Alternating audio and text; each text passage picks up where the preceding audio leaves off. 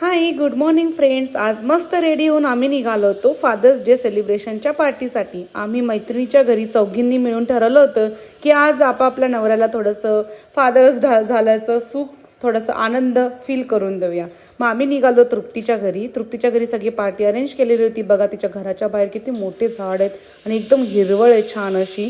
Finally आम्ही तिच्या घरी पोहोचलो होतो. ऑलरेडी सगळ्या मैत्रिणी तिथे पोहोचलेल्या होत्या आणि मला वाटतं मीच लास्ट पोहोचली होती का काय.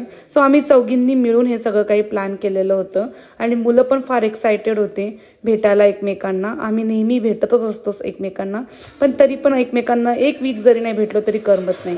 बघते तर काही तृप्तीने सगळं काही जेवण बनवून ठेवलेलं होतं ऑलरेडी.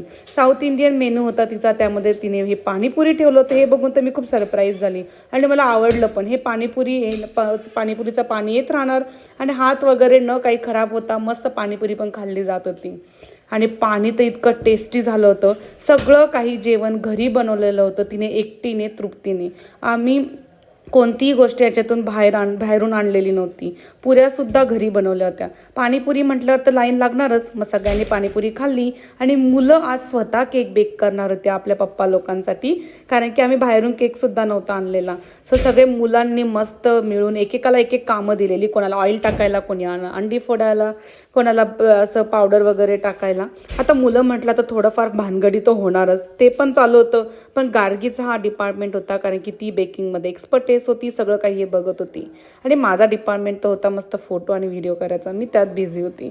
सो फायनली त्यांचं बॅटर रेडी होतं केकचं. मुलं पण खूप एक्सायटेड होते आणि खूप एक्साइटपणे ते सहभागी पण होत होते, पार्टिसिपेट करत होते. आणि गार्गी त्यांना खूप छानपणे सांभाळून प्रत्येकाला एक एक कामं देत होती, म्हणजे कोणाला राग रुसवाने आणि भांडणं पण नाही.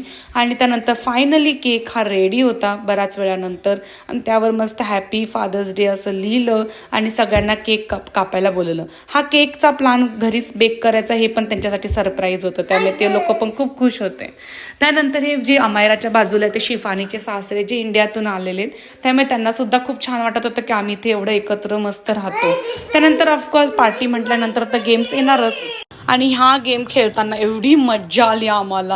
ह्याच्यातून एक गाणं संपल्यानंतर एक ग्लास उचलायचा होता आणि शेवटपर्यंत जो राहील तो जिंकणार होता. फायनली तृप्ती आणि हर्षलच उरले होते.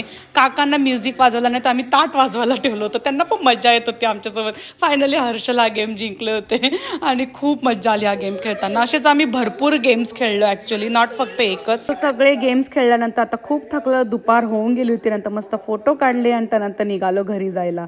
सो कसा वाटला व्हिडिओ ते नक्की सांगा आणि व्हिडिओ आवडला असेल तर नक्की लाईक करा, शेअर करा आणि सबस्क्राईब करा.